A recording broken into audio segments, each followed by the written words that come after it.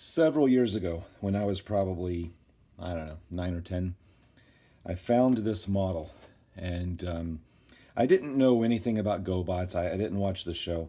But I was all into like robotic model kits. You know, there was Gundam and there was BattleBots and a few other things. And when I saw this, you know, I had to have it and I bought it. And it was one of my favorite kits I built. Just a very cool model, you know.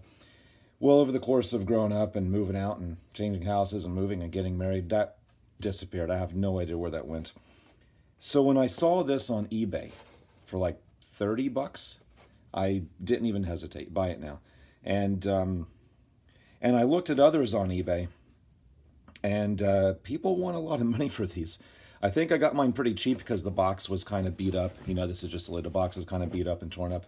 And they actually started assembling this thing. Let me show you here real quick.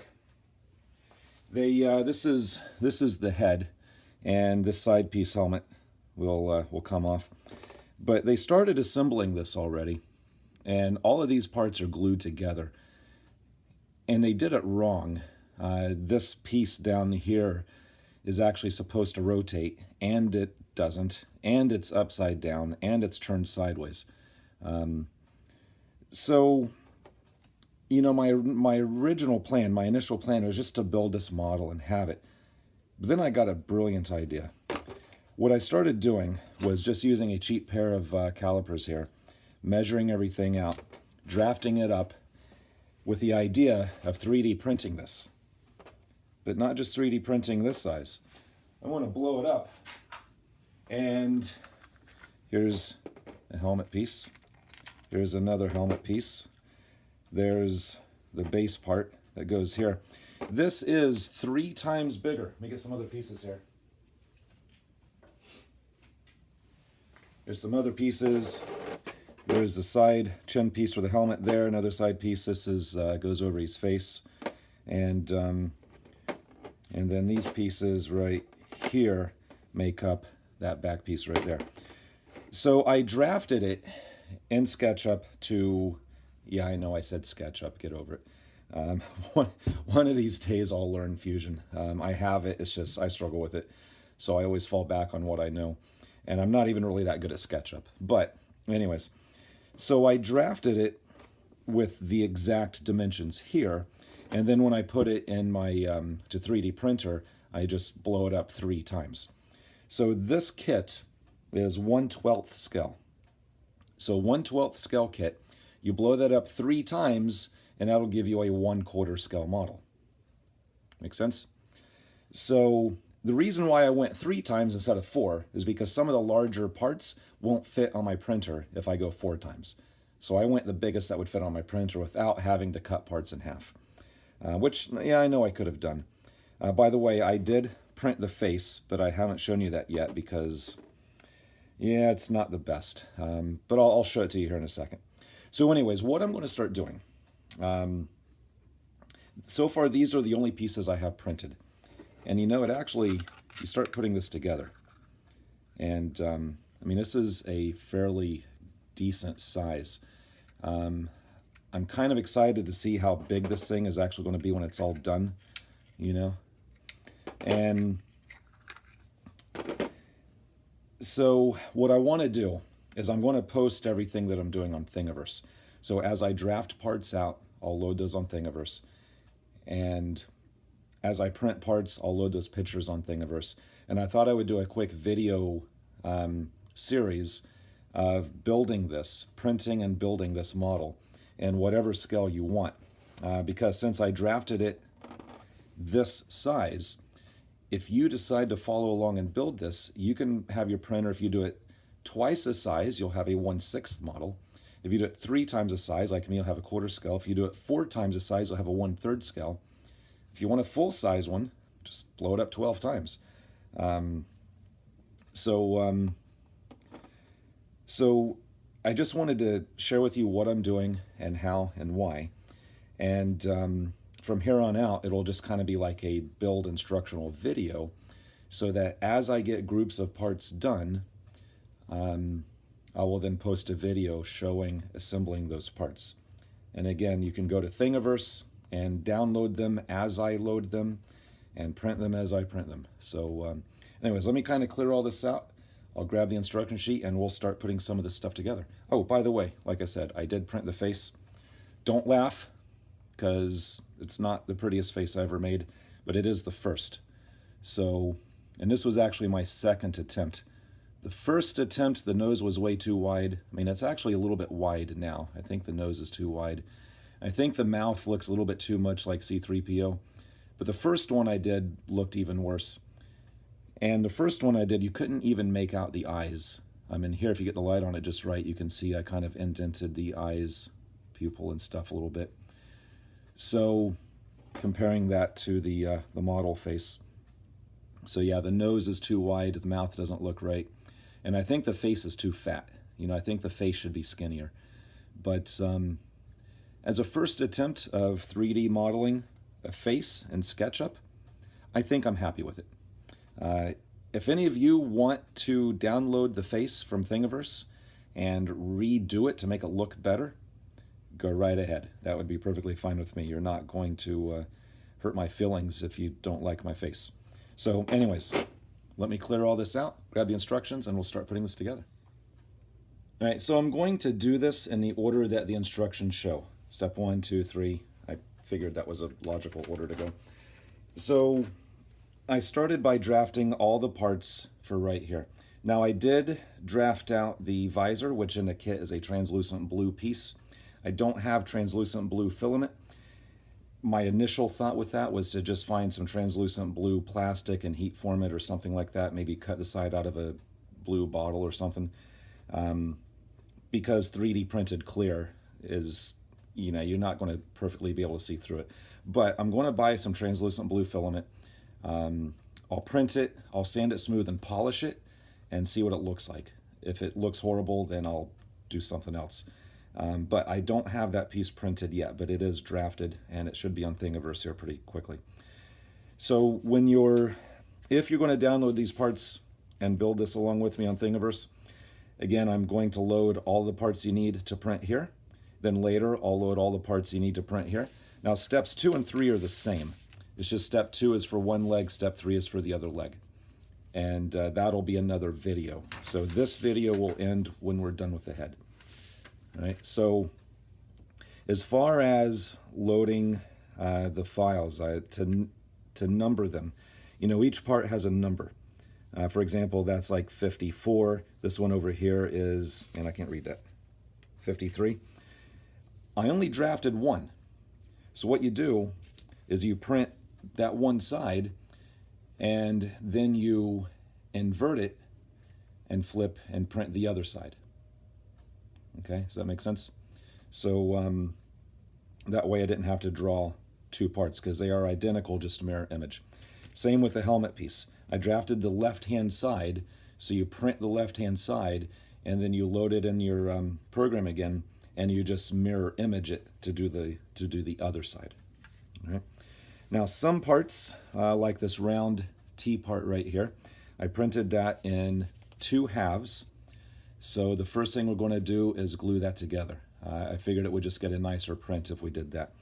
Now I'm going to use solvent right here. Now you could use super glue, you could use model cement. I did print this with styrene, by the way. If you print with ABS, you can use acetone for solvent. For styrene, you can use this Plasdirect Bondene. This is for styrene and ABS, actually. But acetone is a lot cheaper than this, okay? You can probably get a ½ gallon of acetone for what this one bottle here costs. So we're just going to start by putting these two together. I probably shouldn't do this on the instructions because I'll probably make a mess here. But just put a little on here and stick those together.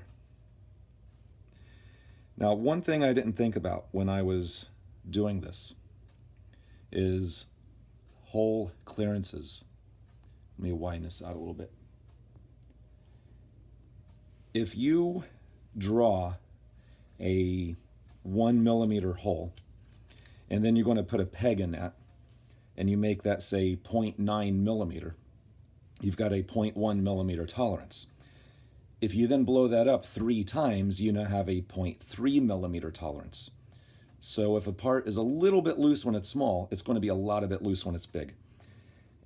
I didn't really think about that when I did this first group of parts. I'm trying to keep a better eye on that for the other parts. So this fits loose. Not bad, but there's a little bit of wiggle room in there. I could reprint this. That would probably be the best thing to do. But I'm just going to either use like a gap filling super glue, or I'll put some shims or wedges or something like that in there. And I think that'll be fine. For what this is, you know, that holds the helmet piece in here like that. And I think if we either use solvent or super glue, that'll hold everything in that way. So next step, what I want to do here is go ahead and attach the face here. Now, one thing I'm not quite sure about, the instructions aren't perfectly clear. It looks like they're gluing the face. Yeah, it is clear. They're gluing the face in the helmet piece and not to this piece. Whoever started this kit glued the face to that piece. But you'll notice that with the helmet on, let me put this back in here. With the helmet on, it can pivot a little bit. So if you glue the face in the helmet, the whole head will be able to look up and down. So that's what I'm going to try to do here, is attach that in here when I put that on. Now, if we just look at how much room is in here, that would be about like that maybe. That's a little bit, actually that's pretty good. So I'm going to do this off camera, I think, because it's a little bit, borrow a phrase from another YouTuber I like watching, it's a little bit fiddly. So I think I'm going to glue that in there off camera on 1/2, and then I'll assemble it onto this.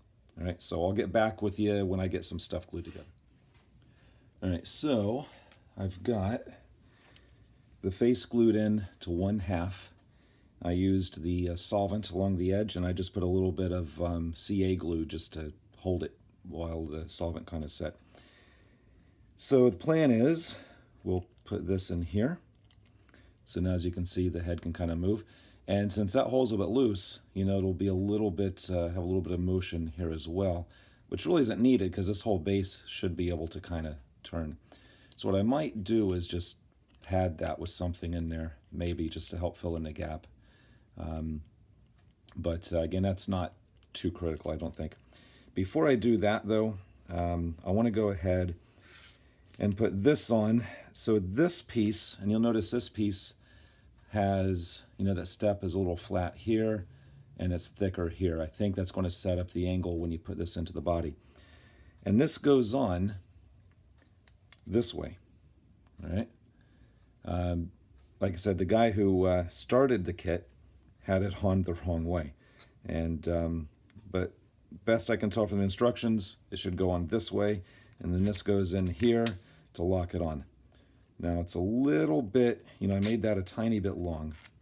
And of course with that bonded in here, that'll still be able to spin. But it's a little bit loose. I think I want to try to fill that gap in a bit. So I'm just going to take this over to my belt sander, take off just a little bit, then I'll glue that in here, and I'll get back with you once that's done. All right, so got that in. I didn't use my belt sander. I just took a box cutter and just sliced off the end of that went in there. And so that went in tighter. That turns nice and smooth. I actually use CA to glue that in, and works pretty well. On this one, I glued that in with solvent, but then I put CA around the edge here just to help fill in any gaps. For the gaps here, I just put a couple of wraps of aluminum tape. Again, this is just when this goes in, and it didn't take much. It's like 2 wraps, and that's a nice fit in here now. And this is only going to move that much, and that's it. And probably it's going to sit on the shelf and never move. So I'm not too concerned about that, about using the tape for that like that. Now, depending on tolerances of your printer, maybe yours fits better than that. Maybe it's looser, maybe it's tighter, maybe it fits fine. Again, I could just reprint that, but I want to get this thing made, and for me, I'm happy just doing that. That's fine. Next up, we'll take this other half and put it on like so. So what I need to do now, and as we can see here, now we'll line that up. This is able to move about that much. So what I need to do now is I'm going to use solvent, and I'm going to go around the entire ridge here, and I'll solvent this edge right in here. I don't know if I'll be able to get any CA inside of there or not without making a big mess, so this might just be all solvent welded here. I think the head's in there pretty straight. I think that looks all right. And after that, then we can put this piece on, and that will hide his ugly mouth. That's all right then. I'm not so mad about that mouth now because he won't even see it. So let me get this solvent welded together, and I'll show you what it looks like after that. All right, so that's where we are so far. I think it's turning out pretty good. Now, what I'm going to have to do is take the back edge of a razor blade and scrape along that ridge. There's a really tiny ridge around here. I mean, you can see it on the camera. So I'm just going to scrape that smooth. And, you know, I had different thoughts about how I wanted to finish this. Part of me wants to just leave it 3D printed look. Just don't paint or anything. Part of me wants to sand it completely smooth and paint it and make it actually look nice. Not that this doesn't look nice, but you know what I mean. I think for now I'm just going to leave it with a 3D printed look. Just leave it 100% 3D printed. So I don't want to do any sanding or anything, but I will clean up any ridges like this. And again, just scrape that off and just to clean that up and make it look better. This, I couldn't get that all the way up because it would hit his nose, but that's okay because once these go on, it kind of covers that. Now I can't put these on yet because the visor goes in here. There's a little peg in here for the visor. And like I said before, I have to buy some translucent blue to make the visor. So I can't put these on here. So since I spent a lot of time in the beginning of the video explaining what the kit is, explaining my intentions behind it, and doing it, I'm going to end this one here. So the next video will be finishing this, putting the visor on with these, and again, those either side hold the visor. I think it looks pretty cool. So finishing this and then building the legs. Now some of these parts for the legs, printed 3 times bigger, are going to be very long prints. I'm talking like probably 9-hour prints. And there's 4 of those 9-hour prints. So it might be a week or 2 or more, just because I don't have a lot of free time to be printing parts like that. So I'll get as many knocked out as I can over the weekend.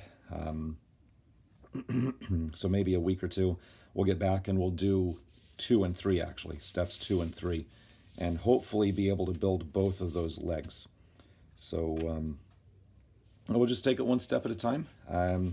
I can't make any guarantees on how often I'll get these videos out. This is more of a side project. I got more important projects I'm working on, but I'm waiting for the weather to get nicer to do those.